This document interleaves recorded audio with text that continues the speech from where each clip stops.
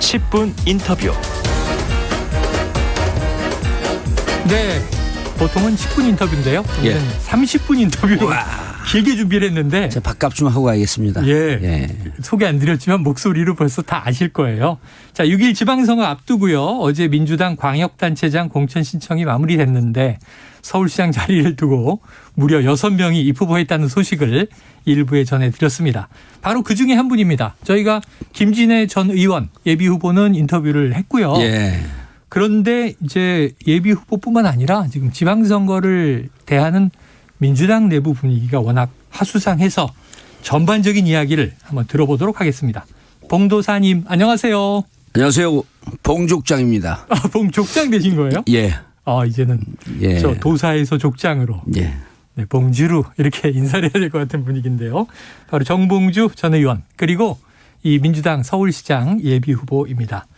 자, 그래서 들어오기 전에 이미 예. 간봉주, 예. 간족장 이렇게 불러달라는 얘기를 하셨는데 무슨 뜻이에요?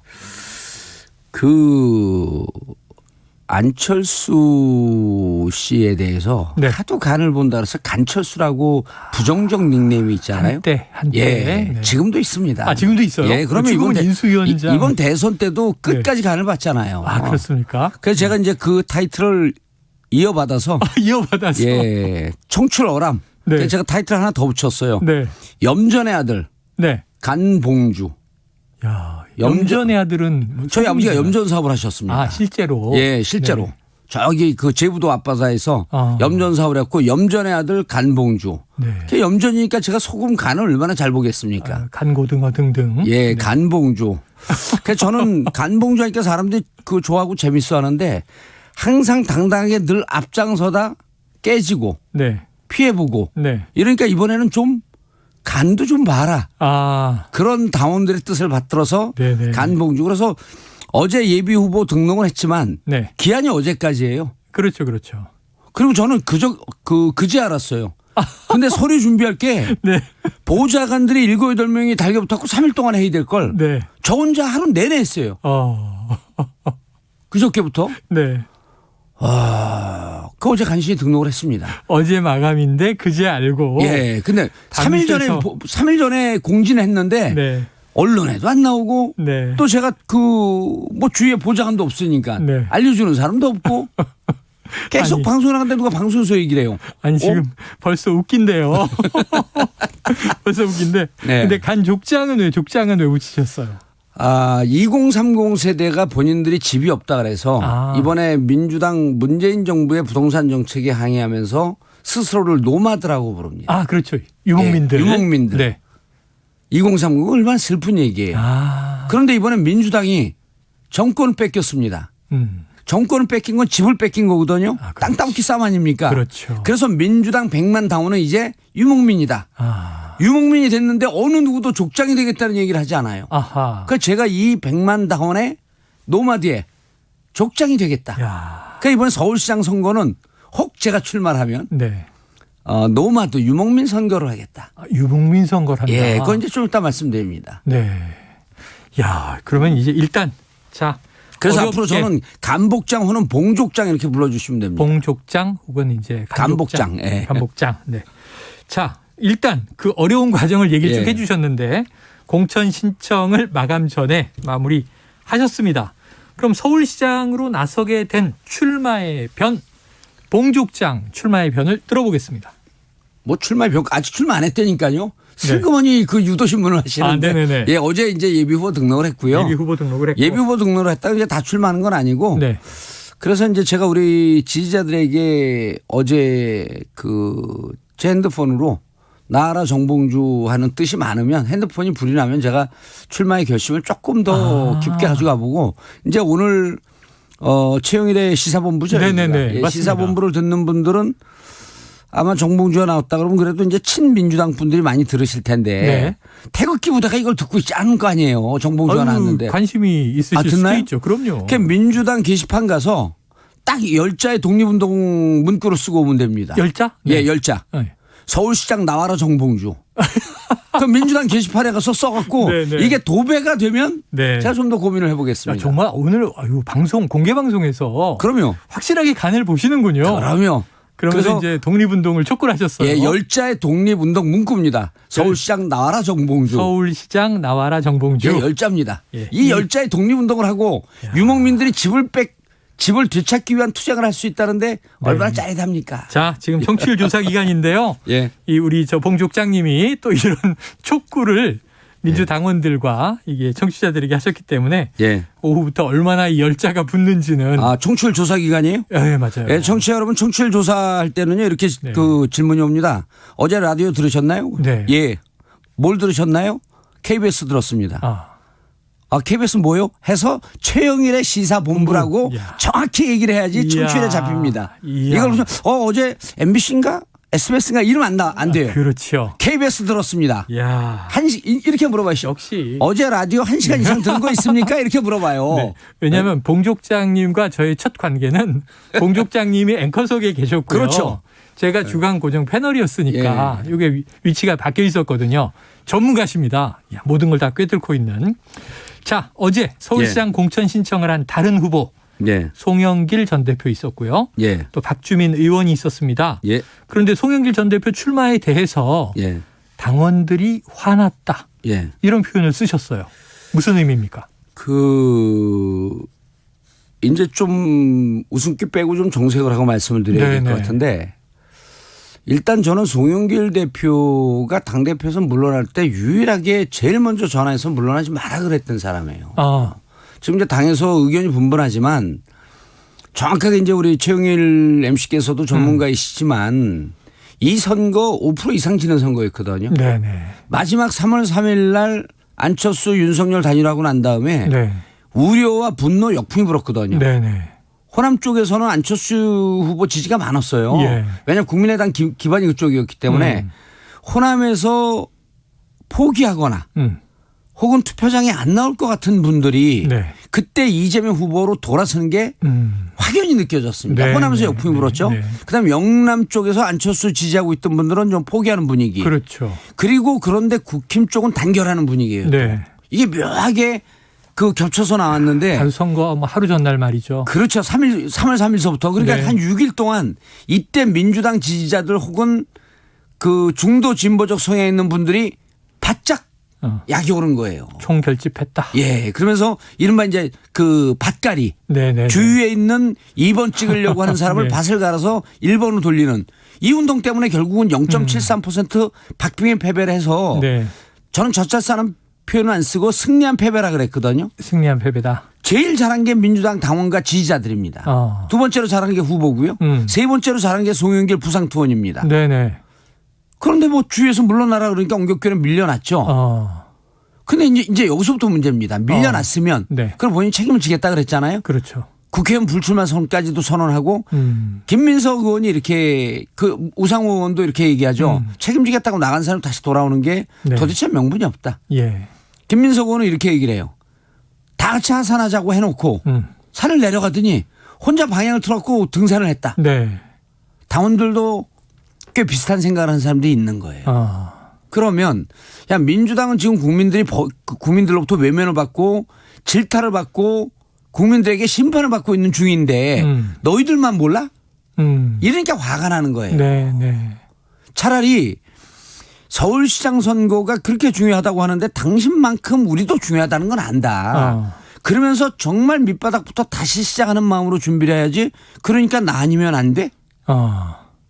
이런 게 민주당 지지자나 당원들에게 네. 아직도 정신 못 차린 거 아니냐? 예. 이런 감정을 건진 거예요. 야, 그럼 지금 말씀을 들으면서 머리에 떠오르는 게 최근에 일련의 사태가 있습니다. 예. 김영춘 전 장관 정계 은퇴 선언했죠. 이제 거대 담론의 시대는 지났다. 예. 생활정치 시대다. 예. 또 최재성 전 수석도 바로 어제 정계 은퇴를 했어요. 예. 이런 분위기도 지금 예. 말씀하신 거에 좀 일맥상통한 건가요? 그분들이 저는 이해가 좀 안 되는 게 두 분을 제가 다 좋아하는 분들인데 네네. 정계 은퇴 선언을 했으면요. 예. 왜 인터뷰를 하죠?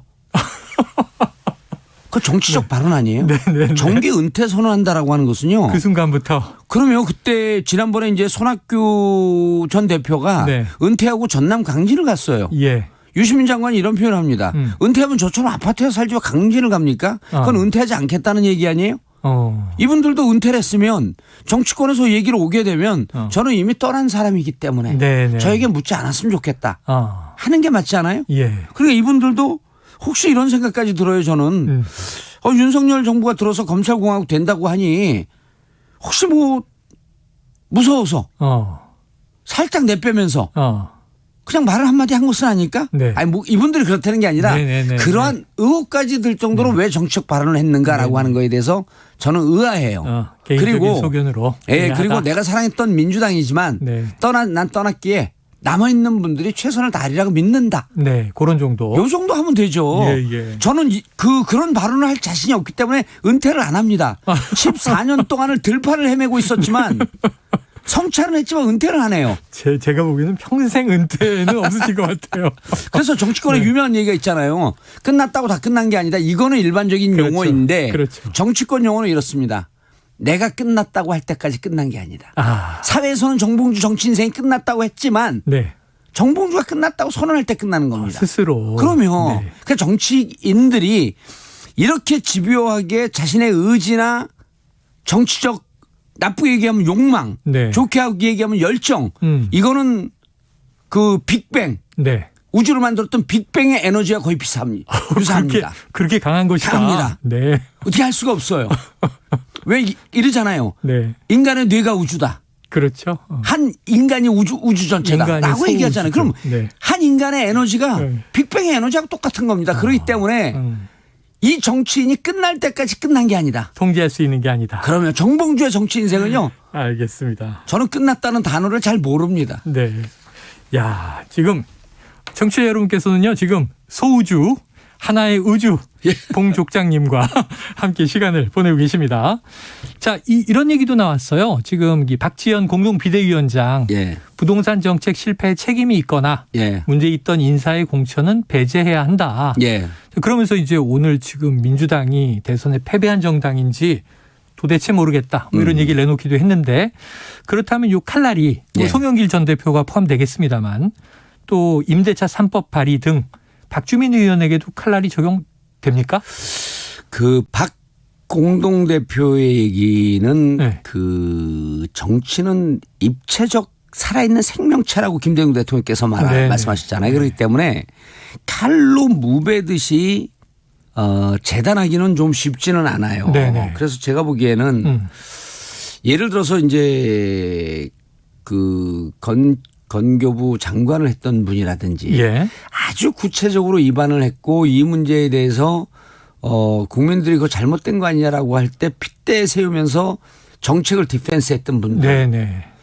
자 그렇게 이제 칼이 가다 보면 결국 문재인 대통령한테 간단 말이에요. 네. 그럼 이걸 어떻게 칼로 무배기를 할 것이냐, 무배듯이 네. 딱 단절할 것이냐 쉽지가 않습니다. 쉽지 않다. 그렇다고 해갖고 잘못은 했는데 네. 책임지는 사람은 없다? 이것도 또 쉽지가 않아요. 그러네요. 그렇기 때문에 저는 딜레마네요. 이럴 때는 간단합니다. 네. 당원의 바다에 빠뜨리면 됩니다. 당원의 바다에. 예. 네. 그래서 이 부분에 대해서 자, 그 비대위의 뜻은 이렇다. 그러니까 당원분들께서 지금 이러저러한 분들이 책임이 있을 것 같은 분들은 이번 경선 과정에서 여러분들 힘으로 배제시켜줘라. 이러면 제일 네. 혁명적이고 당원들이 걸러내는 획기적이고 예. 살아있는 정당이 되는 거거든요. 네. 그런데 이걸 경선 과정에서 제가 2020년에 네. 강서에 금태섭 의원을 딱 예. 겨냥해갖고 네. 그때 민주당이었거든요. 2020년 4월 총선 말이죠. 예, 그래서 딱 제가 찍었어요. 빨간 점퍼 민주당이라고. 민주당인데 파란 점퍼를 입지 않고 빨간 점퍼를 입은 사람 같다. 네. 아니나 다를까 올해 2022년 드디어 금태섭 의원은 예. 빨간 잠퍼를 입었어요. 네. 제가 2년을 내다본 겁니다. 그런데 그럼에도 불구하고 제가 훅 흘렀습니다. 예, 네. 그럼에도 불구하고 제가 가짜 밑으로 1심에서 무죄가 됐고 당규상에 1심 무죄가 되면 공천을 받을 수 있는 경선할 수 있는데 예. 정무적인 이유라고 배제됐어요. 네, 네. 제가 그런 아픔이 있었기 때문에 그리고 아픔의 와중에 이제 또 당을 만들어서 당을 만들어갖고 나가는 3명의 일이 국회의원을 당선시켰고 이제 다시 합당을 했죠. 예, 합당이 됐고 다시 이제 네. 돌아왔으니까 제가 그렇죠. 돌아오는 길은 좀 멉니다. 이게 네네. 인생이. 한참 돌아오셨네요. 예, 그래서 저는 민주당의 정체성에 맞게 네. 인생이 파란만장합니다. 네. 민주당 파란색 아니에요? 그렇죠. 제 마음속에 파란색이 만장이 들어있어요. 파란만장한 인생입니다. 파란만장. 예. 그런데 알겠습니다. 그때 그렇게 컷오프 당한 예. 아픔이 있기에 이번에 인위적으로 그렇게 컷오프하고 책임을 묻고 당신은 공천에서 경선에서 배제된다? 네. 저는 이러지 않았으면 좋겠어요.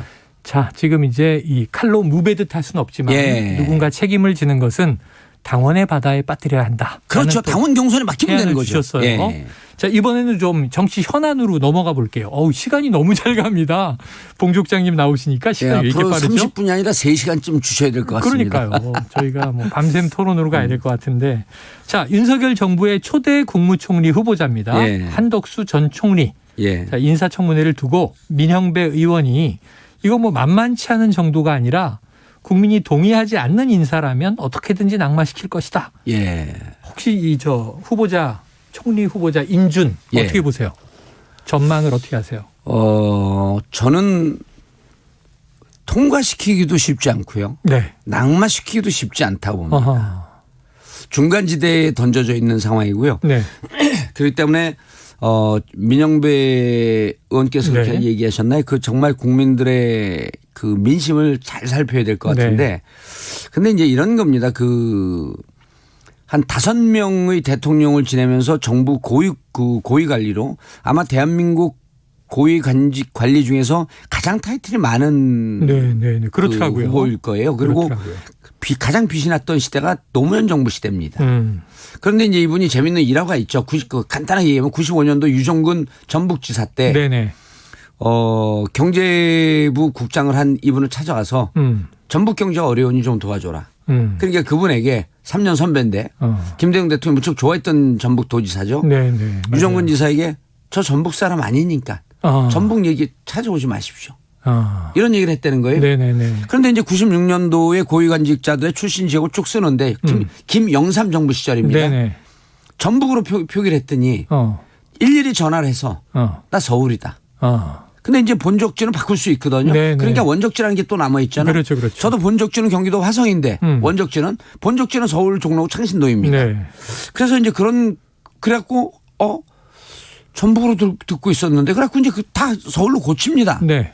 근데 98년도에 DJ 정부가 되죠. 김대중 정부가 돼서 그렇죠. 그 악몽이 있으니까 1년 몇 년 전에 좀 기자들이 그런 네. 추억이 있으니까 기억이 있으니까 다 서울로 또 쓴 거예요. 네네네. 서울 출신의. 서울 출신의 네. 무슨 장이다. 네. 그랬더니 팩스를 보내서 나는 전주 사람이고 네. 전주에서 초등학교 일부까지도 좀 다녔었다. 네.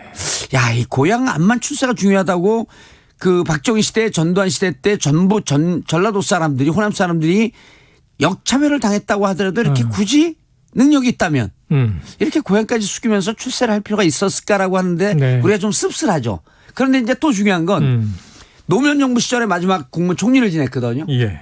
그러다가 국무총리로 있으면서 제가 알기로는 MB정부 인사청문회를 물밑으로 도와드린 걸로 알고 있어요. 네. 그 공을 인정받은 지 2009년 2월에 주미대사로 됩니다. 저 깜짝 놀랐죠. 네. 아니 저분이 어떻게 주미대사로 되지?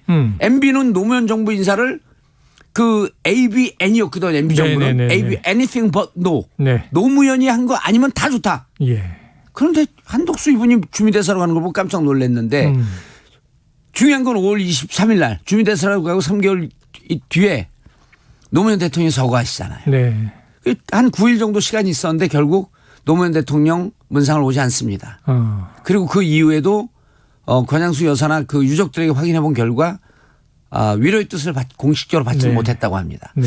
이걸 보면 우리 민주당에서 정책 이런 걸 떠나갖고 이게 이제 점차 21세기로 넘어오면서 공감의 정치가 화두거든요. 예. 아무리 정책이 좋아도 인간의 모습을 해야 된다. 인간의 모습이라고 하는 것은 복지 정책이거든요. 네네. 과연 이분이 우리가 그 유럽 선진국형 복지 국가 모델로 가는데 적합할까? 이런 철학적 배경에서 네. 흔들리는 거예요. 고민이 된다. 예. 그런데 이제 또 그 김현장 그 2001년, 2002년쯤 있었잖아요. 있었다가. 그리고 2017년서부터 또 한 4년 있었는데 그렇죠. 지금 이 정부를 제가 최초로 경계하고 있는데요. 김앤장 출신이 너무 많습니다. 아, 그렇습니까? 김앤장 관련자들이 너무 많아서 네. 이 정부가 김앤장 정부가 되는 것은 아닐까. 이게 무서운 일이거든요. 네네. 아주 막강한 법 기술을 갖고 네.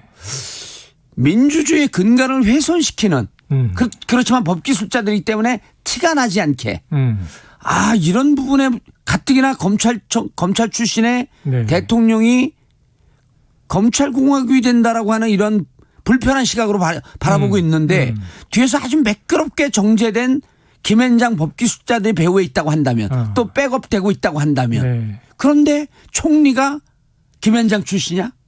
그분들과 전혀 관계를 딱 끊을 수 있을까요? 법조인이 아님에도 불구하고. 야. 그게 불편하고 위험한 징후가. 근데 민주당에서 아직 이 정부와 김앤장과의 관계성에 대해서는 파악을 못한 것 같습니다. 그래서 제가 오늘 막강한 KBS 최영일의 시사본부를 통해서 이걸 알려드리는 거예요. 야, 민주당이요.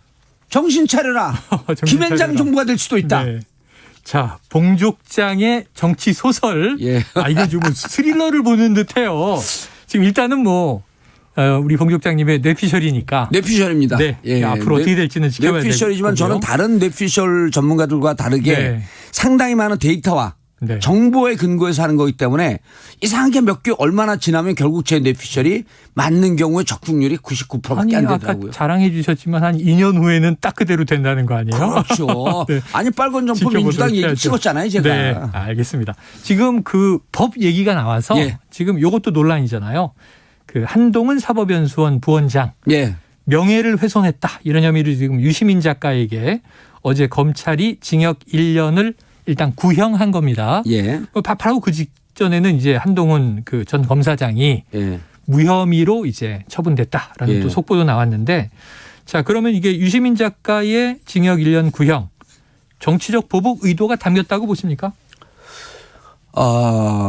이게 저는 대한민국 변호사들 많이 있지만요. 저는 사법 질서와 체계를 온몸으로 직접 익힌 사람이거든요. 네. 교도소까지 가서. 아유. 제가 그때 갔다 온 게 명예훼손과 네. 허위사실 유포입니다. 네네네.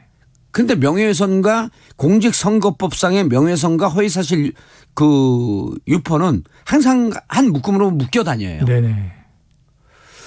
그런데 공직선거법이 아니거든요 이게.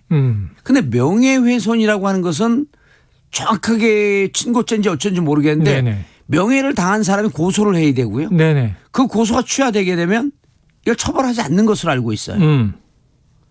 그런데 명예훼손이 징역형 구형이 나왔다? 네. 근래 보기 드문 일입니다. 근래 보기 드문 일이다. 예. 그래서 이것은 정치 보복성이 있다 없다라고 하는 것은 판단을 못 하겠지만 그러면 이제 또 판사 집단 전체를 매도하는 걸 수 있거든요. 네네. 근데 이제 구형은 검찰이 한 거예요. 그렇죠. 그렇죠. 판결은 판사가 하지만 그렇죠. 검찰이 보통 이 정도면 구형을 꽤 비싸게 했다고 합니다. 세게 했다. 예, 세게 했다. 네. 그렇다고 한다면 무언가 감정적 요소가 담기지 없다고 않았겠습니까? 보기에는 좀 어렵다. 네. 그런데 더 중요한 거는요. 네. 한동훈 검사장이요. 그 검언유착에 대해서 무혐의가 됐는데 네. 그게 핸드폰 비번을 몰라갖고 안 가르쳐 주지 않아서 예. 결국 풀지 못했고 못 포렌식을 풀었죠. 못한 거거든요. 네. 근데 제가 추정컨대 그거 만약에 풀어서 포렌식 했어도 그거 공기계였을 겁니다.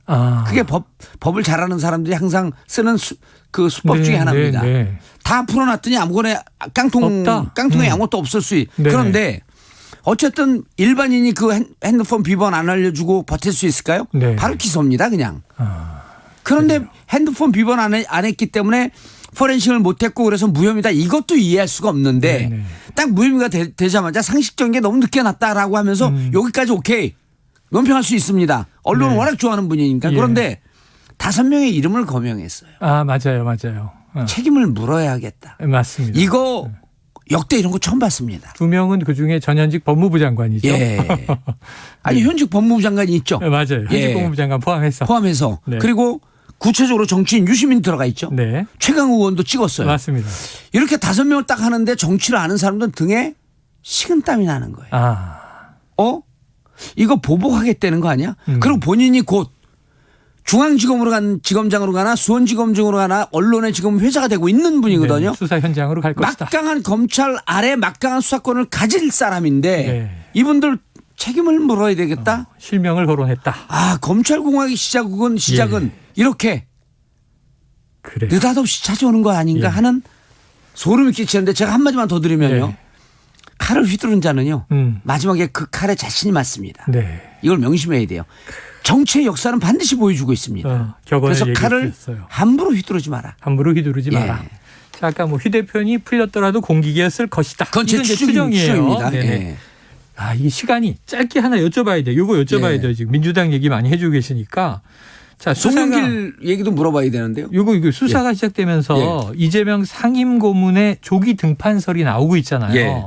지금 조정식 의원 친 이재명계로 분류되는데 오늘 아침 라디오 프로입니다. 예. 모든 가능성을 열어놓고 전략적 검토와 숙고가 필요하다. 예. 자, 봉족장님, 예. 이 이재명 전 후보 어떻게 해야 됩니까? 조정식 후보를 개인적으로 비판하는 건 아니고 지금 많은 후보들이 특히 경기도에서 출전하는 후보들이 이재명 후보 마케팅을 하고 있거든요. 네네. 제가 이 방송을 빌어서 한 말씀 드릴게요. 이재명 후보 마케팅 하지 마십시오. 네. 별 도움 안 됩니다. 어허. 본인들한테는 도움이 되는데 이재명 후보 자신에게는 도움이 안 됩니다. 아. 이재명 후보는요. 패상이기 때문에 네. 당분 좀 국민들에게 잊혀져서 좀 아련한 기억으로 남아있는 게 좋습니다. 아, 당분간은. 70대 때로 본인의 정치적 이해를 위해서 수시로 소환하잖아요. 그럼 국민들 눈 속에는요. 인식 속에는 이재명 후보는 여전히 정치적으로 활동하는 걸로 보여져요. 아. 그럼 정치적으로 활동하게 되면 자꾸만 이 부분에 대한 논란거리에 휘말리게 됩니다. 그렇겠죠. 아니 김혜경 씨에 관련해서 압수수색한 것도 아파 죽겠는데 네네. 정치인들이 뻑하면 이재명 그 후보를 네. 거명하거든요. 네. 이거 안 좋습니다. 안 좋다. 예, 전략적 고려를 하려면요. 전략적 고려를 한다라고 하는 것도 전략을 노출시킨 거기 때문에 아, 그렇지. 전략가로서는 하지 하책입니다. 하지 마세요 그런 거. 그러네요. 네. 아. 제가 안민석 의원을 좀 도와주고 있는데요. 안민석 의원은 항상 얘기합니다. 네. 이재명 마케팅 하지 마라. 네. 서로 불편하다. 근데 이제 만약에 예. 뭐 이재명 전 후보가 예. 이 국회의원 재보선을 나와서 예. 배지를 달겠다. 예. 이런 결심을 하고 조기 등판을 한다면 지금 이준석 국민의힘 대표가 예. 우리는 저격 투수가 준비되어 있습니다. 이렇게 예. 얘기했는데 혹시 누굴 것 같으세요? 그건 모르겠습니다. 네. 이준석 그 대표의 예측수는 네. 공갈탄인 경우가 많았습니다. 윤석열 후보한테 무슨 보따리 뭐 준다 그랬잖아요. 비단 주머니. 비단 주머니 준다 그랬는데 줬나요? 몇 개 줬는데 몇 개 줬어요? 뭐 크라켄 이런 거 나왔었죠. 예, 비단 주머니 줬더니 그런데 큰 의미는 없었죠. 비단 주머니인 줄 알고 받아봤더니 무슨 명목 주머니 아니었을까요? 그래서 저는 네. 특히 정치인들이 이 뻥카 날리는 거에 대해서 별로 걱정 안 합니다. 그리고 걱정하지 이재명 않는다. 후보가 등판할 것인가 말 것인가라고 하는 것을 네. 물어보게 되면 네. 좋지 않다. Tomorrow is another day. 내일은 내일의 태양이 뜹니다. 그때 가서 결정하면 됩니다. 알겠습니다. 예. 오늘 뭐 멋있는 이야기로 저 바람과 함께 사라지다로 마무리가 됐습니다. 자, 지금까지 장시간인데 훅 가버렸어요. 서울시장 정영진 대표 얘기했어야 되는데 예. 안타깝습니다. 자, 서울시장 예비후보 정봉주 더불어민주당 정계특위 공동위원장과 이야기 나눴습니다. 오늘 고맙습니다. 예, 감사합니다.